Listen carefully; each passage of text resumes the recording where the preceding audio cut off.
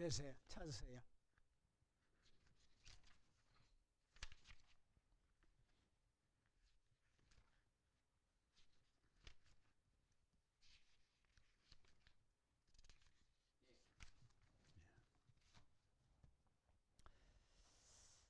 지금까지 그 강의한 내용이 그 유인물에 다 되어 있는데 그걸 각자가 차근차근 읽어주시면 조금 전에 강의한 내용들이 다 포함되어 있습니다. 지금 이 시간에는 로마 가톨릭과 프로테스탄트 간의 그 상이점에 대해서 강의를 하겠습니다. 첫째, 연옥설입니다.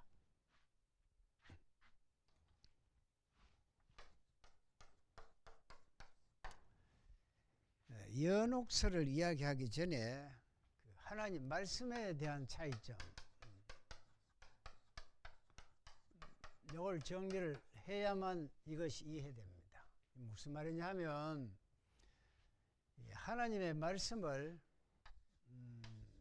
가톨릭 입장하고 프로테스탄트하고 서로 다른데, 여기는 오직 기록된 성경 66권입니다.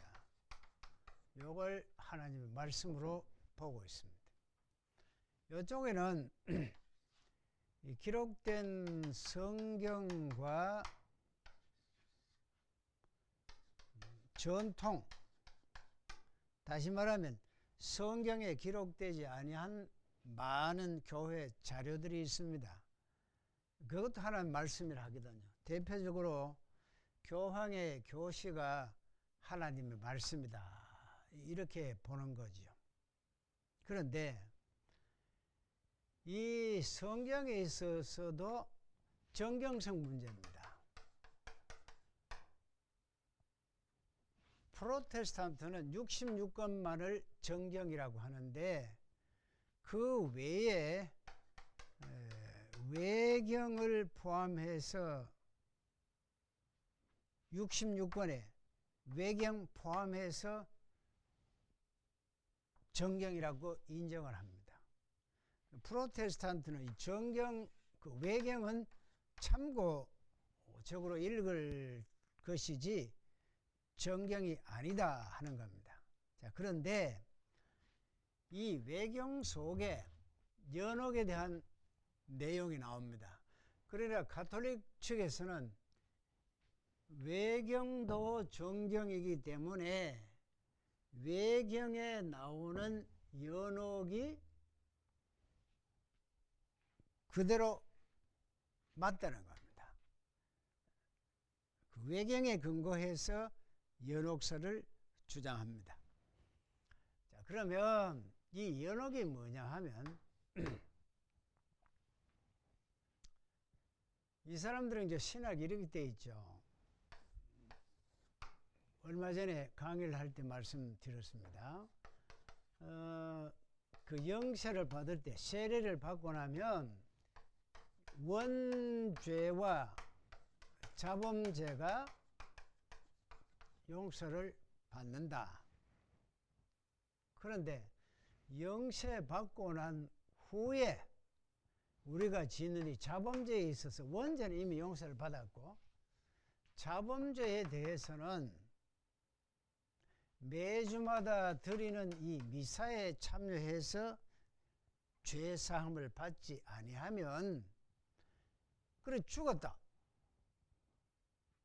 그럼 죄사함을 받지. 그 미사를 통해서 자범죄에 대한 죄사함을 받지 못했으니까 거기에 대한 형벌로서 연옥에서 정화가 된 후에 나중에 천국에 가게 된다, 이런 주장입니다.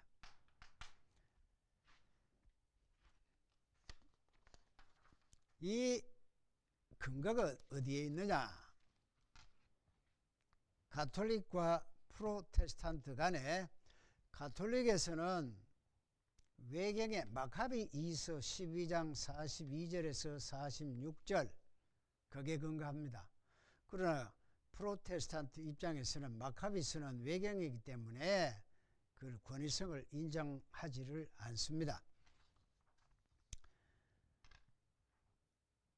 그 외에 이제 그 마태복음 12장 32절에 대한 해석, 고린도전서 3장 15절에 나오는 해석, 마태복음 5장 26절에 나오는 해석을 프로테스탄트와 캐톨릭의 입장이 서로 다릅니다.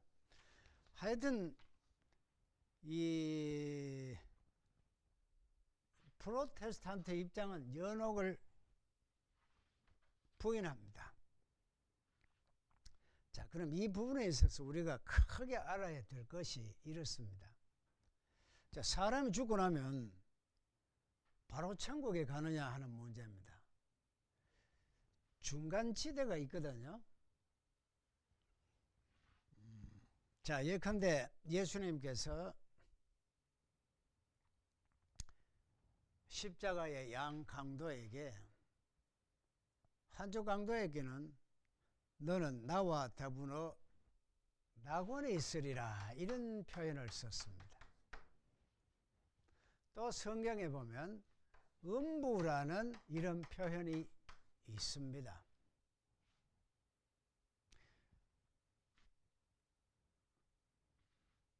그 아브라함과 그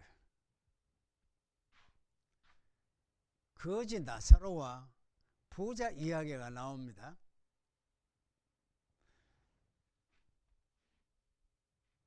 그런데 그 거지 나사로는 낙원에 있고요, 부자는 음부에 있습니다. 말하자면 부탁을 합니다. 내 형제에게 내 다시 저 아래 지상세계죠. 저 지상세계에 가서 나는 이미 음부에 와가 있는 것이고 내 형제들이 이곳에 오지 않도록 좀 이야기를 해야 되겠다. 날 좀 보내달라 그러니까 이미 그 거리에는 인간이 다다를 수 없는 아주 먼 거리이기 때문에 안 된다. 그 이제 말하는 낙원과 음부라는 그 개념을 어떻게 볼 것이냐 하는 겁니다. 낙원은 신자들이 잠시 머무는 곳이고, 음부는 불신자들이 머무는 곳인데, 최후 대심판 때 이제 영원한 천국과 지옥으로 구별하는 것이 아니냐 하는 것이 대체적으로 성경을 그렇게 해석을 합니다. 낙원과 음부라는 것. 죽고 나면 바로 천국 가는 것이 아니고 최후의 대심판이 있거든요. 그러니까 최후의 대심판까지 어디에 머무느냐, 중간지대를 이야기할 때 낙원과 음부로 나누는데, 신자는 낙원에, 불신자는 음부에, 이렇게 이제 보고 있죠. 그러나 이제 뭐 또 성경에 보면 음부를 구약의 수올, 신약의 하데스 해서 뭐 이렇게 복잡하게 설명이 되어 있습니다. 하여튼 연옥은 프로테스탄트에서는 인정하지 않는다. 이것이 이제 차이입니다.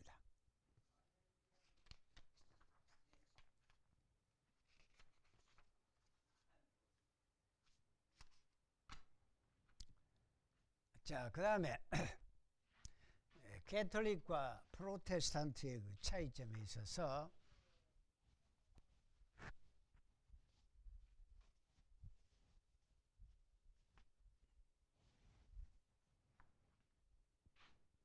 공로 보관손,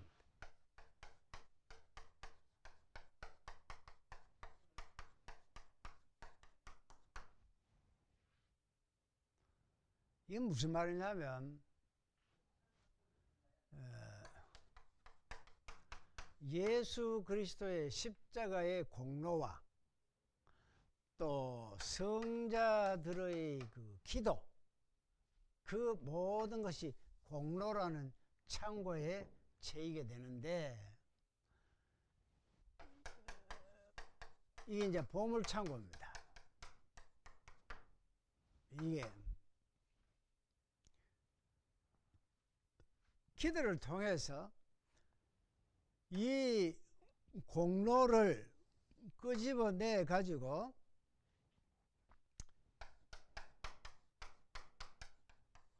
죽은 자의 형벌을 면케해 준다.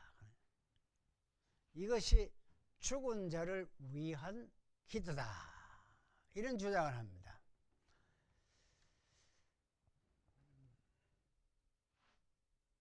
그리고 이제 사자를 위한 기도는 가톨릭에서는 이걸 인정하지만은 프로테스탄트에는 이걸 인정하지 않습니다.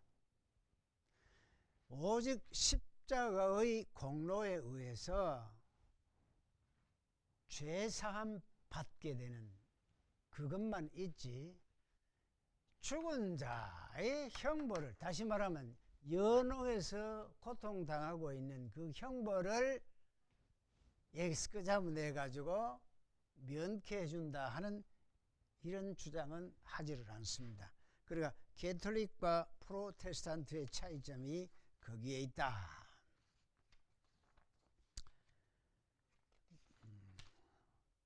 그 이제 구체적인 것은 성경 구절을 쭉 나열했기 때문에 찾아서 그것도 읽어보시면 되겠습니다.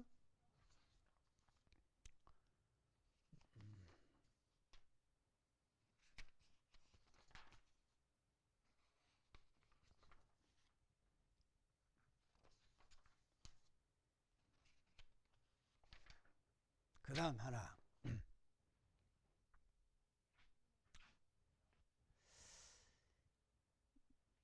그 사자를 위한 기도할 때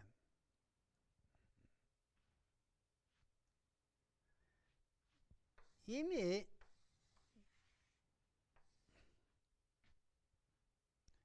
이 성전의 그 모습이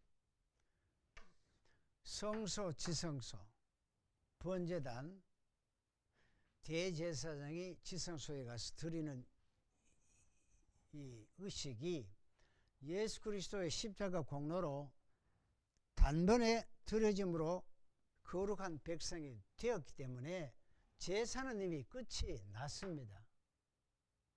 예수님이 대제사장 되시기 때문에 이 중재자는 예수님 한 분으로 족합니다. 끝이 났습니다. 그런데 계속해서 우리가 신부를 통해서 죽은 자를 위한 기도를 하면 이 형벌이 감해진다고 한다면 예수님께서 단번에 이루신 그 중재자가, 중재직이 부인되는 행위인 겁니다. 그래서 프로테스탄트는 죽은 자를 위한 기도를 용납하지 않습니다. 그 다음, 가톨릭과 프로테스탄트의 그 차이점이 있어서 베드로를 어떻게 보느냐. 조금 전에 말씀드린 대로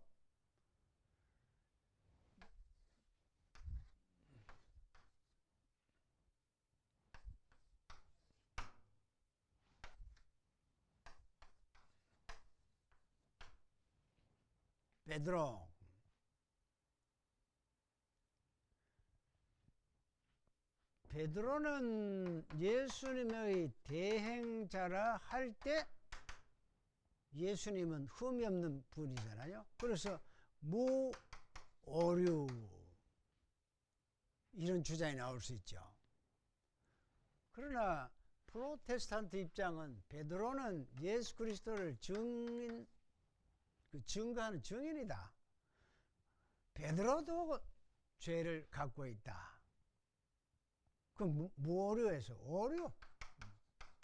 오류성을 갖고 있다. 이런 이제 차이가 있습니다.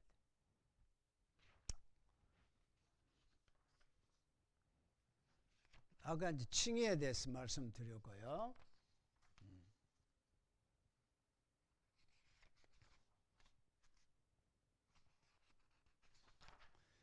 구원론에 있어서 가톨릭과 프로테스탄트의 차이점, 그 성경 구절을 쭉 나열해 두었습니다.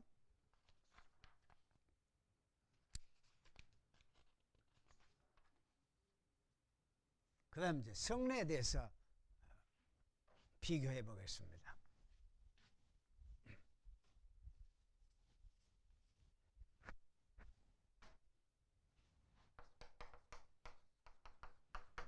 성례가 비교해 보면 캐톨릭과 프로테스탄트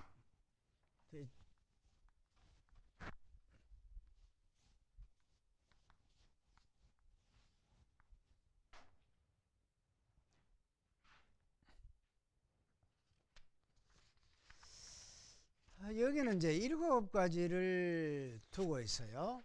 그 7가지가 그 유인물에 그 나와 있는 대로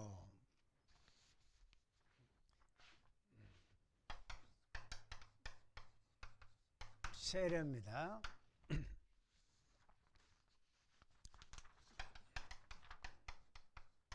성체, 견진 성사, 고해 성사가 있고, 종부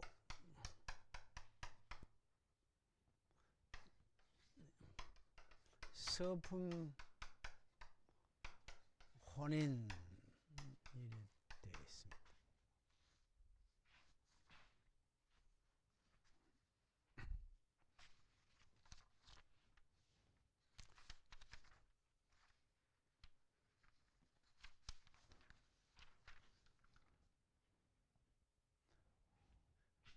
이것은 마르틴 루터가 2개를 줄였습니다. 세례와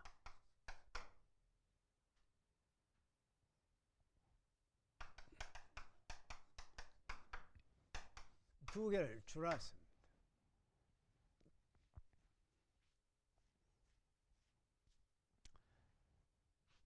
이 캐톨릭 쪽에서는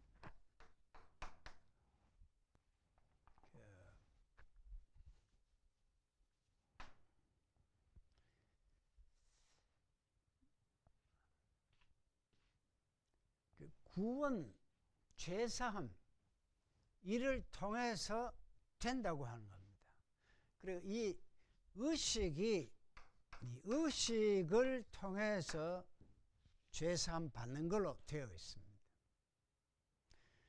여기는 성령의 역사로 죄사함 받는 걸로 되어 있습니다. 자, 그러면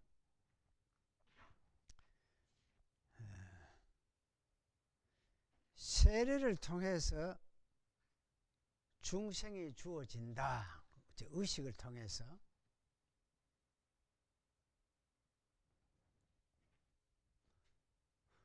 그런데 바울 같은 경우에는 이 세례에 대해서 내가 세례를 주려고 여기 온 것이 아니다 이렇게 했거든요. 그 자기가 그 전도를 하면서.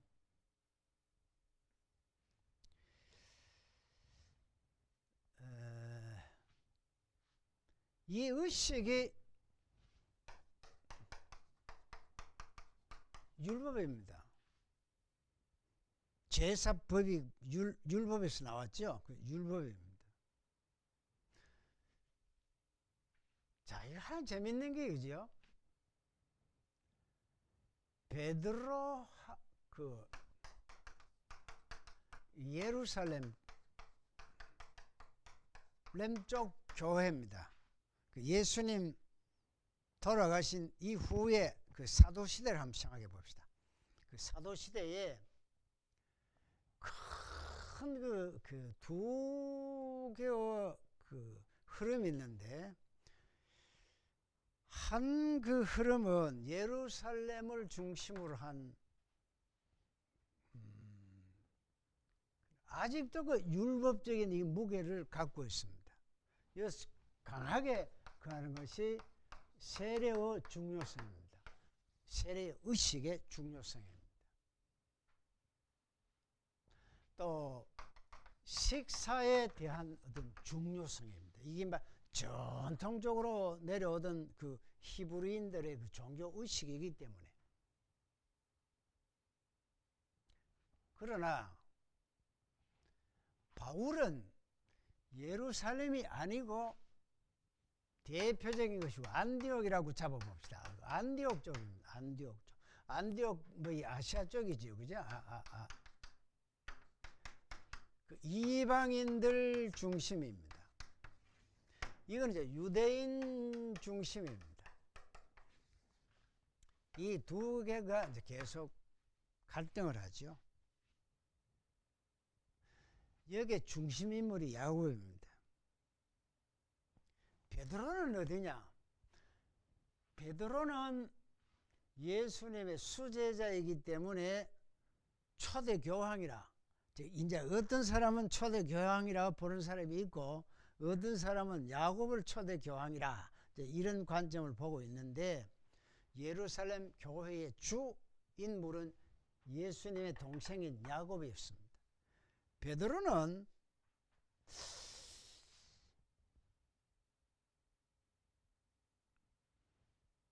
심정적으로는 여기고 몸뚱은 여기고 베드로가 얼사중간이었습니다.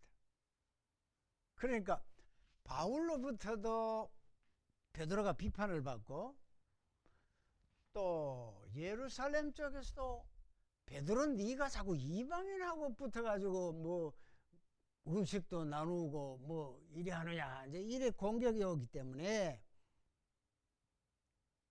베드로가 이쪽에서 크게 어떤 위치를 갖지 못하는 것 같은 그런 느낌을 갖습니다.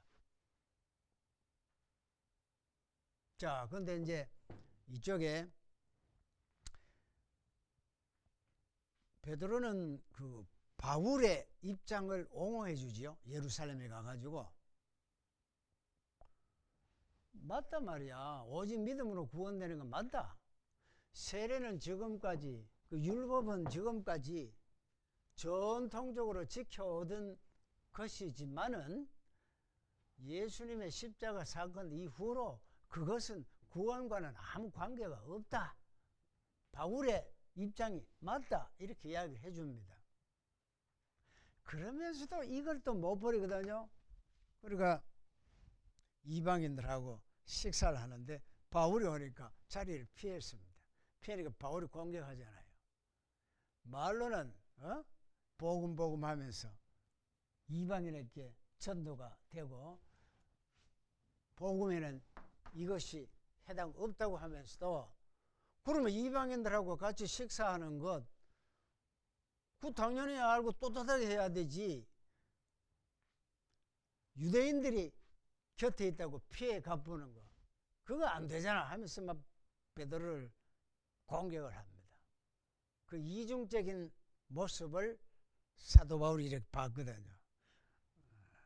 그런 걸 보면 베드로가 바울을 인정하면서도 또 자신에게 이거다 하면서 이거 유대인들의 이런 공격이 들어올 때 아니야 이 소리를 못했다 이 말이죠. 그래서 베드로가 얼사중간에서 기웃거렸지 않느냐 이런 생각이 드는데, 그러나 바울은 베드로는 이쪽 편입니다.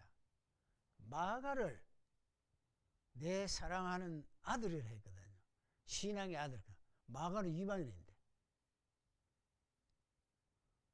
바울은 신앙의 아들을 디모데잖아요.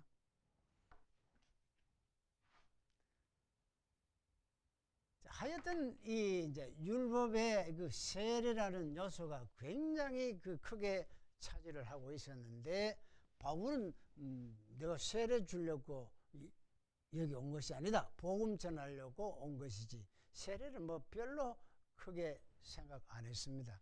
그리고 이쪽에는 의식인데 전통적인 예루살렘 교회의 그 세례를 중시하는 그것에 의해서 가톨릭은 그대로 하죠. 그럼 세례입니다. 이걸 통해서 구원된다고 했습니다.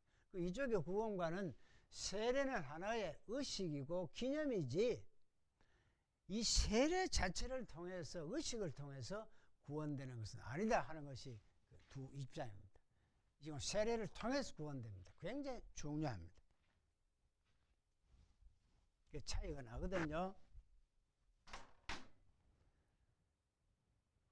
이 프로테스탄트의 입장은 그 세례라는 의미를 굉장히 강조를 합니다. 그 의미가 뭐냐 할 때, 자, 전에 이 강의한 내용 기억하는지 모르겠어요. 세례는 덮다 하는 뜻이 되죠. 어원적 의미가 혼인하다 이런 의미가 있어요. 그 예로 보아스 발췌의 루시, 나오미가 자기 며느리 루시에게 이야기 안 합니까? 보아스는 우리 친척인데 네 밤에 오늘 화장 잘해서 그 들판이거든요. 보아스 침상에 이불 발치에 들어가라고 합니다. 밤에 자는데 뭐 여인이 뭐 이상하게 자기 그 피부에 닿으니까 이불을 덮거든요. 덮다는 말은 혼인한다는 뜻입니다. 혼인하다, 덮다 이 뜻입니다. 그래서 루시 보아스의 아내가 되거든요. 그 루시 이방인이 예수님의 그 족보 속에 들어갑니다. 이건 그 말 하나됨, 연합 이 뜻입니다. 우리가 세례를 받는다는 것은 그 의식이 중요한 것이 아니고 그 의식의 그 뒤편에 있는 깊은 이면에 있는 깊은 뜻이 뭐냐 하면 예수 그리스도로 세례받거든요. 예수 그리스도로 하나됨을 말합니다. 신랑 되신 예수, 어린 양, 신랑 이래 되잖아요. 우리는 신부입니다. 영적으로 그 혼인하다. 이게 이제 하나됨을 의미합니다. 요한복음에 가나 혼인잔치가 있습니다. 물이 술됩니다. 변화를 의미하죠. 이건 무슨 말이냐 하면 요한복음의 그 사건을 통해서 계시록에서 어린 양 혼인잔치가 열리거든요. 그걸 그림자로 보여주는 겁니다. 물이 포도주 되는 그 기적, 그 새로운 차원의 세계가 저 계시록에 가면 어린 양과 그 혼인잔치에 벌어지는 그 좋은 것을 미리 보여주는 겁니다. 그게 세례입니다. 그 다음에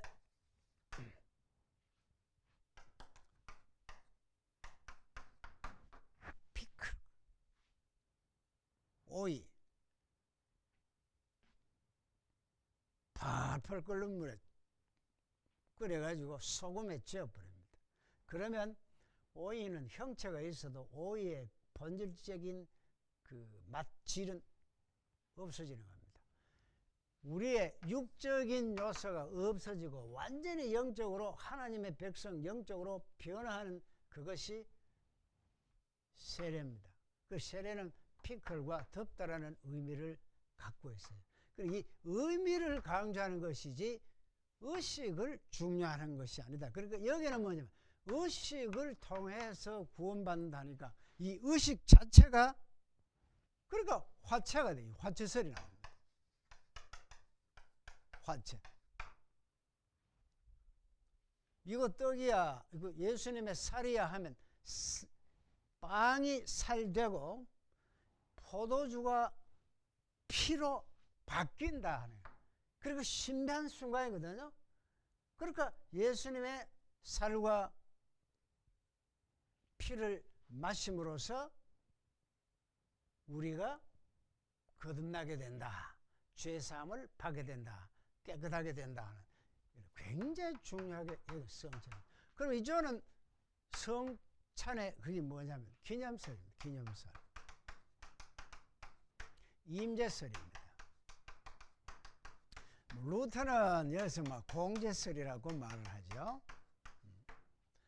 화채에 대해서 공제설은 뭐냐면 그 방과 위와 밑과 옆에 성령이 함께 계신다 이런 뜻이고, 기념설은 그냥 기념이고, 임재설은 성령이 그저 임재할 따름이지 성령이 함께할 따름이지 장소적으로 여기 높이 뭐 옆에 위아래에 계신다 하는 그런 의미는 아니다. 하여튼 여기는 화채고 이 차이가 있다. 이 두 개만 이제 중요한 거로 두어 있습니다. 그런데 이 사람들은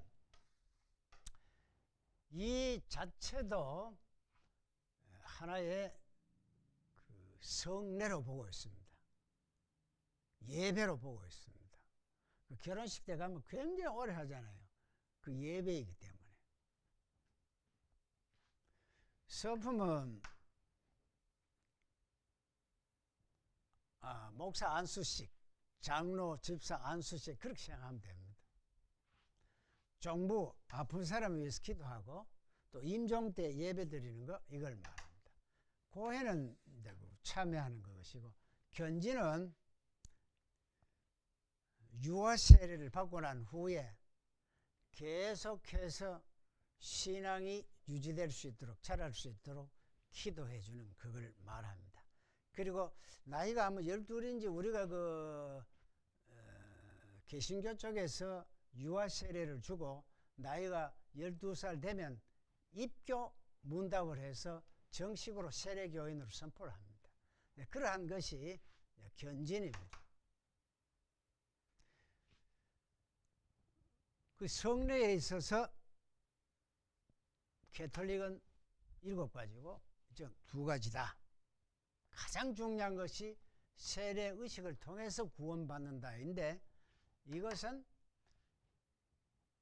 성령으로 세례받는 것이지 의식에 의해서 세례받는 것이 아니다.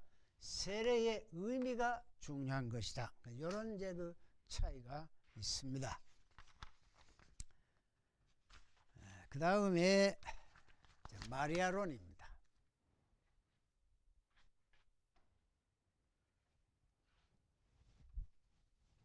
차이점에 있어서 마리아,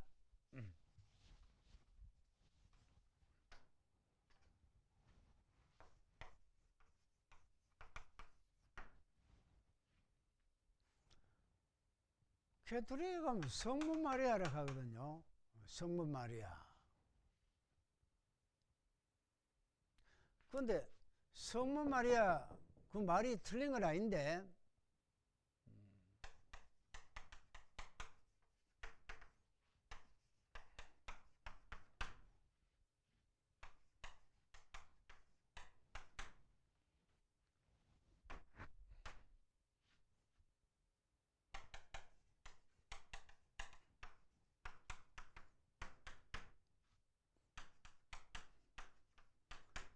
자, 이 표현이 하나님의 어머니, 성자의 어머니, 아들의 어머니, 이 표현 가지고 네스토리우스라고 했는데, 그죠?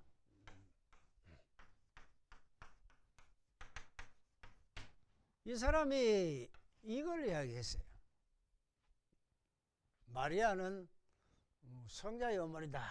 이래 하니까 시릴이라는 그 초대교회의 하루 교세가 지도를 이렇게 본다면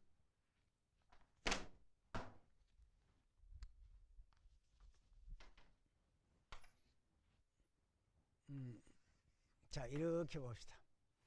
알렉산드리아가 있고 안디옥 쪽에 있는데, 이 안디옥 쪽에 그 네스토리우스가 그 총책을 맡고 있어요. 오세금 총회장입니다.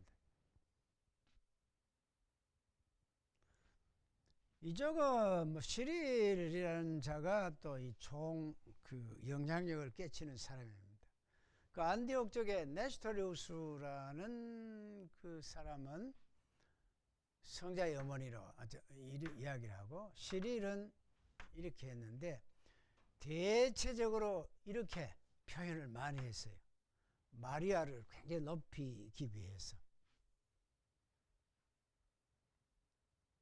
그런데 이 둘 사이에 사감이 있었거든요. 뭐냐면 교황청으로부터 네스토리우스에게 하여튼 교회에 오늘 말하면 그 목사님들 모두 한 사람 한 사람을 신상 조사를 하라, 이런 내용입니다. 신상 조사를 하라. 그리고 이제 네스토리우스가 시릴까지 이제 그 조사를 했어요. 그러니까 이 시릴이 감히 나를 뒷조사를 해, 이거 감정이 안 좋았습니다. 그래서 네스토리우스를 약점을 잡기 위해서 하나하나 살펴보니까 예수 그리스도를 성자의 어머니 하거든요. 이거 성모 마리아를 아주 그 위상을 떨어뜨린다. 이거 가만히 둘 수 없다. 당신이 이단이 하면서 막 이래 북쪽이나 안디옥 쪽에 있는 오늘날 말하면 목사들입니다. 막 이렇게 꼬셔가지고 이 네스토리우스를 종교회의에 붙여서 당신이 이단이야. 막 정치적인 이제 그 서로 미루고 땡기고 하는 그게 있었어요. 그 네스토리우스가 쫓겨나기도 하고, 다음 또 시릴이 또 쫓겨나기도 하고, 뭐 이렇게 했어요. 하여튼 성모에 대해서 성부 어머니, 성자 어머니가 맨 거 따지고 보면 그 말이 그 말인데, 그죠? 그런데 캐톨릭에서 주장은 동정녀입니다. 어떻게 보느냐 하면 혼전, 혼후, 산후 동정녀다, 이렇게 주장하는 겁니다. 저쪽에서는. 이건 프로테스탄트는 이것만 인정합니다. 처녀가 잉태하자 아들을 낳으리니 이름을 임마누엘이라 하라. 이제 이렇게 동정녀 탄생입니다. 동정녀입니다. 그런데 이 사람들은 혼전과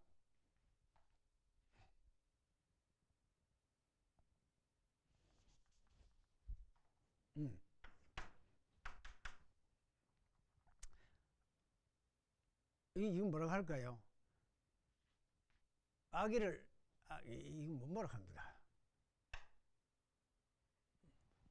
아기 낳는 걸 출산 때도 산후 때도 쉽게 하면 이렇습니다. 혼인 전 아기를 낳으면 모든 것이 파열되잖아요. 처녀막이고 뭐 다 파열되는데 그조차도 처녀성을 유지하고 있었다. 아기를 낳은 후에도 계속해서 처녀성을 유지하고 있었다. 이런 주장입니다. 그러면 그 예수님의 동생들이라고 성경에 나오잖아. 그건 어떻게 볼 것이냐? 예수의 사촌 동생들이거나 아니면 요셉의 전처의 아들이거나 그럴 것이다. 그건 가상을 그렇게 하는 겁니다. 그러나 그건 무리한 생각이고, 마리아는 혼전의 동정녀이었고 그 후는 평시 다른 여인들과 같았다. 이렇게 이제 프로테스탄트는 주장합니다. 그런 거로 동정녀 탄생했다는 그것 자체가 중요한 것이지 마리아는 별로 중요한 게 취급해서는 안 된다. 근데 이쪽은 뭐냐면 성모 마리아라고 해서 구원에 있어서 중재자라 이렇게 보는 겁니다. 자, 하나님 예수님 계시잖아요. 인간이 이렇게 있는데 인간이 예수님께 구할 때 이 중간에 중보자 역할을 해주는 것이 마리아다 이렇게 합니다. 그러니까 마리아에게 구하면 마리아가 아들 예수에게 이렇게 전달해서 이제 인간과 예수님과의 그 관계가 회복된다. 이제 이런 식으로 이야기합니다. 참 이거 우리 쪽에서 볼 때는 터무니없는 그런 주장을 저쪽에서 하고 있습니다. 그 마리아 숭배를 하는데 마리아 숭배는 용납될 수 없습니다. 지금까지 쭉 말씀드린 것은 로마 가톨릭 교회와 프로테스탄트의 그 차이점에 대해서 또 하나의 기독교라는 입장에서 그 공통점에 대해서 쭉 살펴봤습니다.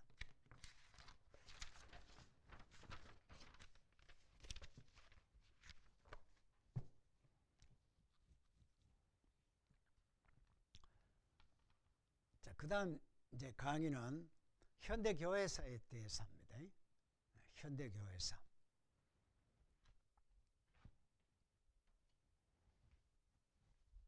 지금 시간이 왜 돼요? 요거 맞추고 10분 이따가 하면 되네. 10분 쉬었다가 현대